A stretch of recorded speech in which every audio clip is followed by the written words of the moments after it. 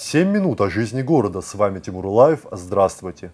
Они в мирное время на передовой. Они всегда там, где необходима помощь. Они порой последняя надежда на спасение. Спасатели, пожарные, люди, от слаженной работы которых зачастую зависит жизнь. А тех, для кого героизм – это профессия, в нашем следующем материале. Сообщение о попытке самоубийства поступило на пульт оперативного дежурного центра управления в кризисных ситуациях в 9 часов 21 минуту 23 сентября. Буквально через 6 минут на место происшествия прибыли сотрудники специализированной пожарно-спасательной части. Кроме них были подключены дежурные караулы пожарных частей города номер 1 и 2. Молодая женщина предприняла попытку самоубийства, спрыгнув с Кировского моста, что в самом центре Владикавказа. Спустя мгновение, не думая о собственной безопасности, вслед за ней прыгнул и пожарный Аслан Гадзаонов. Когда мы уже прибыли к месту вызова, уже девушка скинулась с моста и начала уже нести ее вода.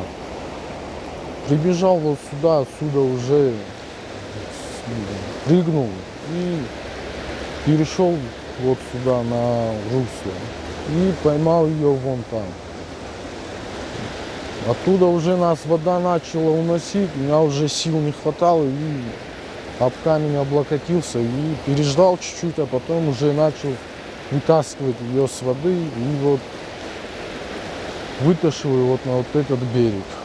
Бурный поток терека уносил девушку вниз по течению. Река пронесла ее около 300 метров. Вытащив девушку на островок, Аслан постарался ее успокоить. Дождавшись спасателей, а ожидание, надо сказать, было долгим, если учитывать то, что в мокрой одежде на холоде люди просидели около часа, они сели в лодку и были доставлены к берегу, где уже ждали сотрудники скорой помощи. В сознании она была, но она не понимала, в чем дело. Ну, я ее как успокаивал.